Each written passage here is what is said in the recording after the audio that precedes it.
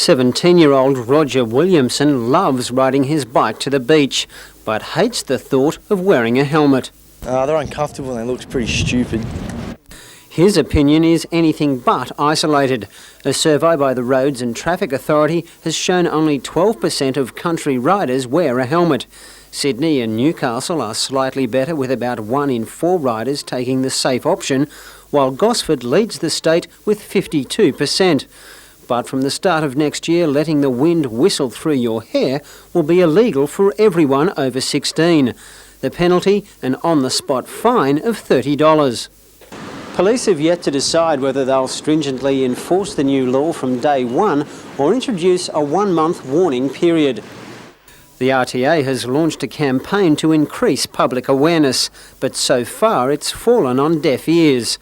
Cycle retailers say while helmet sales have risen, the expected boom has yet to eventuate. The stories we hear from the helmet manufacturers are that in Victoria, where it was mandatory from the 1st of July this year, sales went through the roof, like 2,000% in the last week of June. So we're anticipating the same sort of thing will happen this year. Those under 16 will be forced to wear helmets from the 1st of July next year. Bruce Mackenzie, NBN News.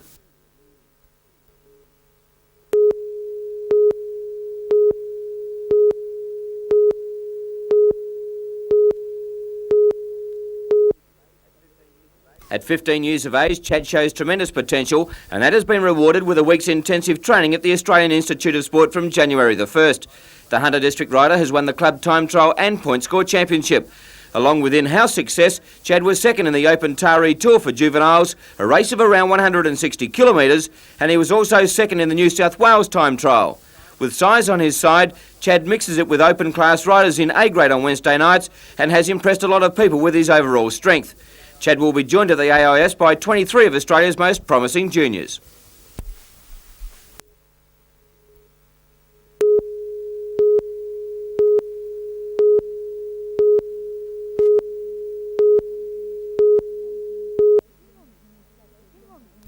Inlon's new tractor assembly plant was opened today by the leader of a top-level Romanian trade delegation.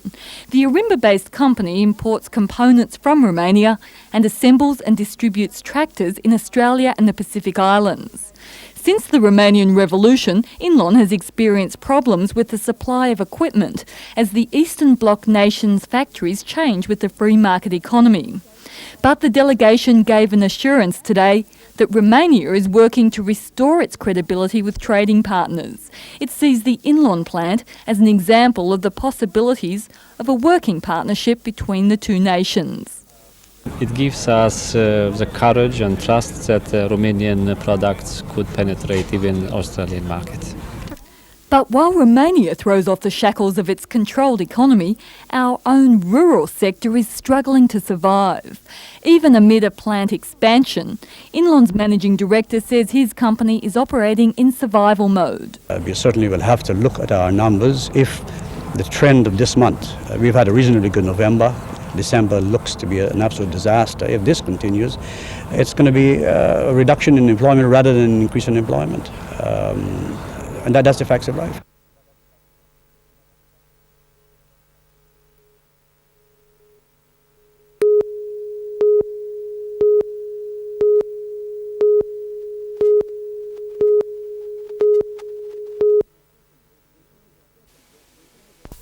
This isn't a second rescue helicopter for the Hunter region. It's the same Angel One bought 3 months ago after a year of intensive fundraising by the Hunter community. The Surf Lifesaving Association had been looking for a chance to formally commission the new helicopter for some time, but constant calls for its services took priority.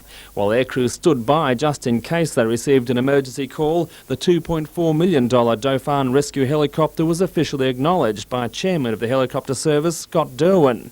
He also accepted a cheque for $425,000 from the Westpac Bank to help cover running costs over the next year. The role of officially commissioning Angel One went to NBN Chairman Jim Milner, who recalled an earlier family connection with surf lifesaving. His father had been a founding member of the Newcastle Surf Club, the second to be formed in Australia.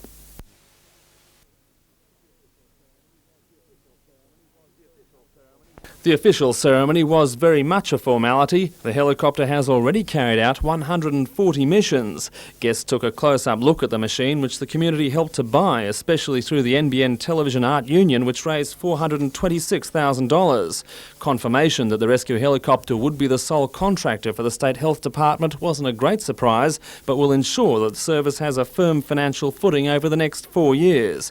Years that Scott Derwin sees as being increasingly busy. I mean, the cost of operating this helicopter is somewhere between $1,200 and $1,400 an hour, so yeah, we're very dependent upon the community to continue their magnificent support that they've given to us.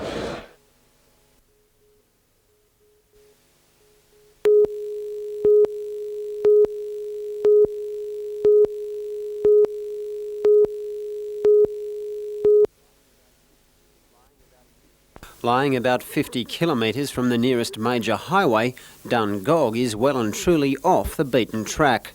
Recent cuts to train services now see it all but off the railway tracks as well. But while the town station stands idle, its people aren't. Today, after months of lobbying, they finally got to meet SRA officials face to face, and no one wasted the opportunity to air their grievances. We are late every day, and it's because we can't help it. The train's late. It's a tired excuse, but I had to use it every day for 18 months. Commuters demanded changes to City Rail's commuter timetable, and business manager Paul Shuttleworth bowed to the pressure. I came today with a proposal to do the very thing that Jennifer said, is to lift that service of a morning out of Dungog a half hour, which would depart Dungog at 6:55am and arrive at Newcastle at 8:21. The fight to have the station manned and long-distance services restored continues. Part of the job as a local member is to reflect the community's requirements, and that is to get an A stop here and get the train manned. And I'll continue to make those representations as long as they're required of me, and I will do them of my own initiative, as I have on many instances in the Dungog case.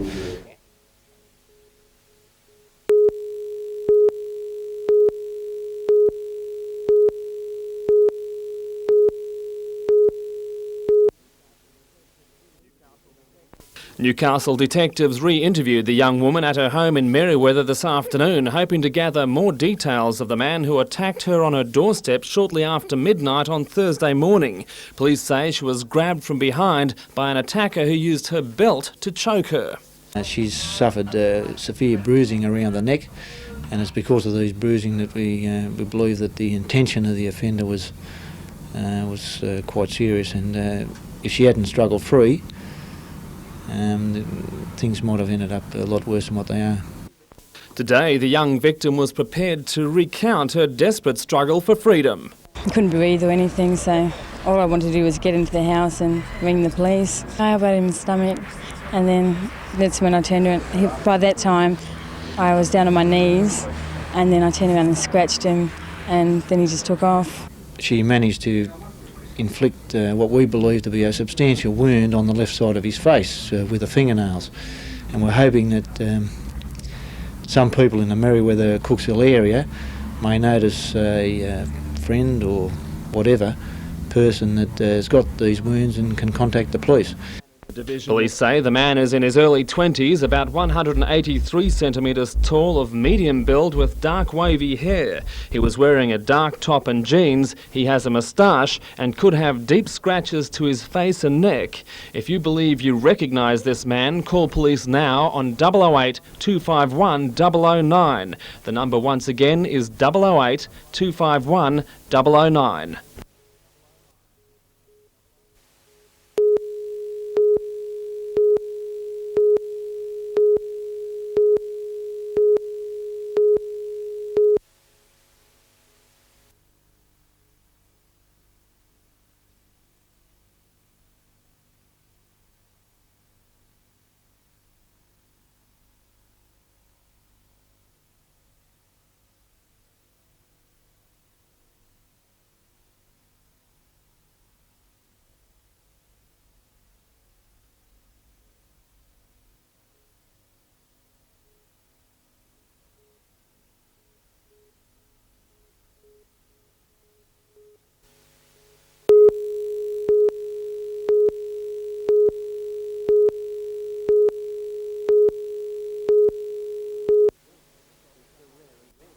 It's a rare event that stops the hustle and bustle of large-scale retailing, but the David Jones Staff Choir brought shoppers and cash registers to a standstill. After 10 weeks of practice, the very much part-time performers were in fine form.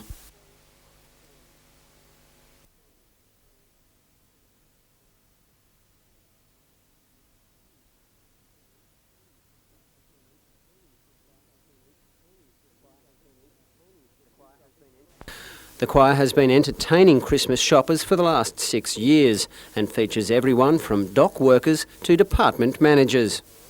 Most people enjoy it. They come along. Some people, we have regular fans and they come each day, which is nice to see.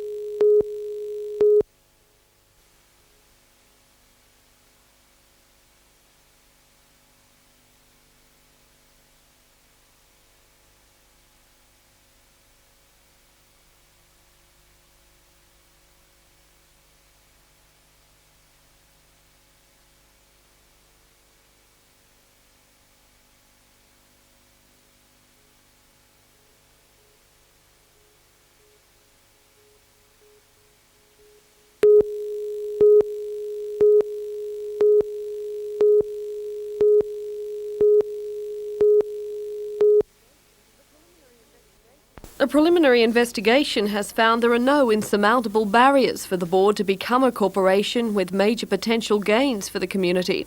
A report says a corporatised Hunter Water Board would have clear objectives for its commercial trading functions while continuing to deliver social or welfare services on behalf of the state government. The review will now move into its second stage. This will involve a detailed analysis of complex issues such as regulation of natural monopolies, taxation, industrial relations and legal rights and responsibilities. Cabinet is not expected to discuss the findings until next May. Premier Greiner said today the board has led the Australian water industry in pricing reform, achieving efficient consumption patterns and lowering capital costs. Mr Greiner said further gains would be made through corporatisation by greater application of commercial principles.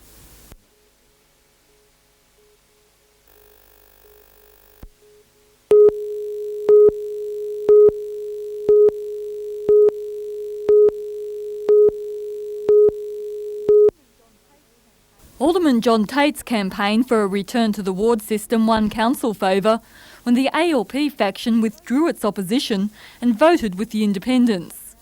Alderman Tate has now drawn up a proposal to go to Local Government Minister David Hay. State legislation requires there be no more than a 10% population variation among the wards. Alderman Tate's plan divides the city into 4 zones, each with 30 to 33,000 ratepayers. It's likely that other people will look at these 4 zones and see that they can be improved upon. I'm not putting this up as the be-all and end-all of the 4-way split, but what I am saying is that simply there should be people looking at it and perhaps making sure that there is opportunity for further information in relation to the ward system. Zone 1 includes the central business district and inner city areas. Zone 2, the coastal strip from Merewether and Merewether Heights inland to Broadmeadow. Zone 3, outer western areas such as Wallsend and Ellamore Vale, while Zone 4 covers the inner west and south to New Lambton. It's very important that people have good, positive local representation, and the ward system provides that in the best way. It puts the local back into local government, and it really means that people can relate to their actual representatives. The final decision on whether Newcastle returns to the ward system and the way in which it would be implemented rests with the state government. Leslie Robinson, NBN News.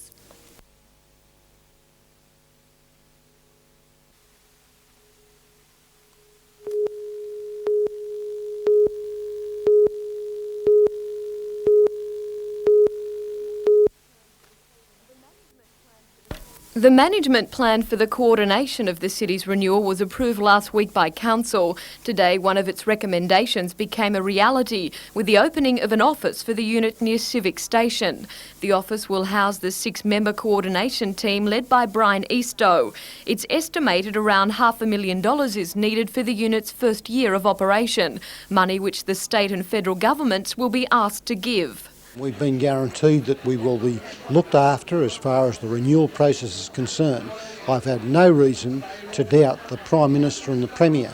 I must say that I'm disappointed with the problems we have with the state and federal bureaucracies, but I don't have that doubt with the Premier and the Prime Minister.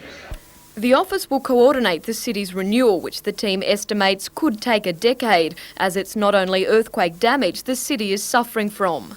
Will you be focusing on that, the revitalisation of the city? We're certainly going to look to contribute to that, and I emphasise the word contribute. Mr Eastoe also today refuted claims by member for Newcastle George Keegan that the unit is becoming bogged in bureaucracy, and he denies the unit's job will overlap with that of similar council groups such as the City Centre Committee. We've been very careful to make sure that we don't overlap with that, and I've spent a lot of time talking over the last 3 months to those organisations to make sure that we complement them and don't overlap them. And if we find areas where we overlap, then we'll very quickly get to a resolution of how we don't overlap.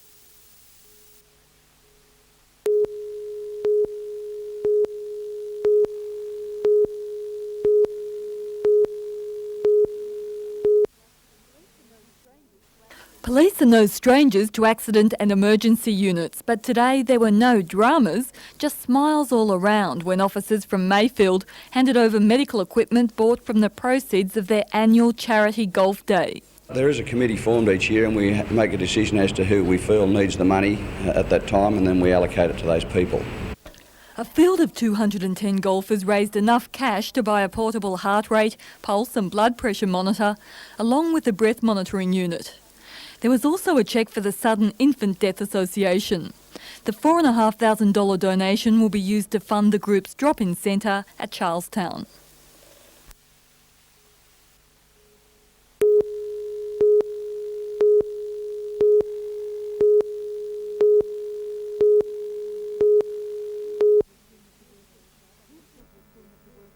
This was the scene at the Workers' Club a little under a year ago, as rescue workers bravely toiled to free those trapped in the twisted wreckage of the building. Newcastle had never anticipated a disaster of this scale, and the Workers' Club became a focus for much of the national attention on the devastated city. But today, fresh hope, with the start of construction of the new Workers' Club complex. The red carpet was laid out on the dusty site for the arrival of the vice-regal couple. Governor-General Bill Hayden spoke of the sadness of last December's tragedy. But amid that, he said, there is a sense of inspiration. My great pleasure to formally begin construction of the new Newcastle Workers' Club, an important symbolic development in Newcastle's fight back to restore its economy and its social structure fully and adequately. The last 12 months has certainly been a battle, and now to get to this position where construction is actually starting, it's a tremendous load off our mind and a day to be really happy about. In the wake of disaster, a sense of unity has emerged among Workers' Club staff and management. It was a moving occasion today for employees like Lynn Brown, who were trapped in the building when the quake struck. I didn't think it'd be as emotional as it has been. It's been it's the start of a new era. There's nothing, short of a miracle, really. Within 15 months, this site will be transformed into a $20 million complex. The Workers' Club Board is confident the new facility will once again become a focal point for social activity in the city. It's anticipated work will be completed in April 1992. The modern design includes a 1,400-seat auditorium, a second smaller auditorium and expanded poker machine facilities. Today's ceremony will be remembered by a foundation block signed by all who were present. The December 28 tragedy on this site will never be forgotten, but the club, which was established to serve the working people of Newcastle, is now looking to the future. Leslie Robinson, NBN News.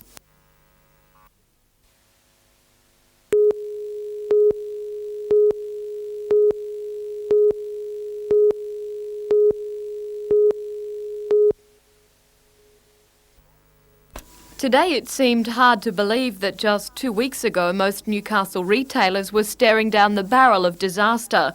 With Christmas on the doorstep, they should have been in the midst of their busiest season, but it seemed talk of the recession had really taken its toll. I think that people have been concerned about the economic climate, and certainly with their mortgage rates, but I think the Christmas atmosphere is now really taken over. With the Christmas spirit came the urge to spend. Trade's picked up quite well this week.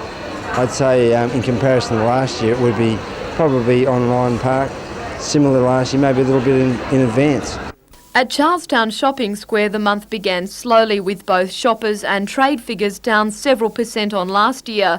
But in the last week, that has improved, with as many as 38,000 people passing through the doors each day. The centre is now predicting sales will be up 12.5% on last year.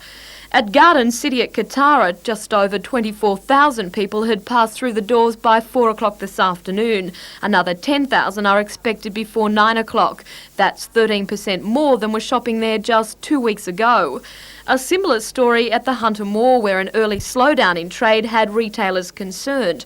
But according to Frank Baxter, manager of the mall's major store David Jones, the prospect now looks good. And it must be remembered, of course, that we have an extra 2 trading days this year. We'll have Sunday and we'll have the Monday, and we think it'll all come together for us. Even Hunter Street's West End, thought by many to have been suffering big losses, has reported better times of late. Most claim sales were boosted by a fun day held last week offering bargain items.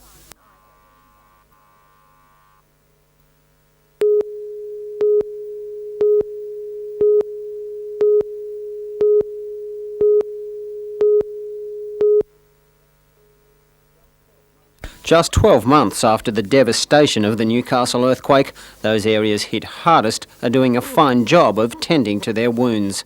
Close to $150 million have been spent on repairs insurance companies estimate will eventually cost $1 billion.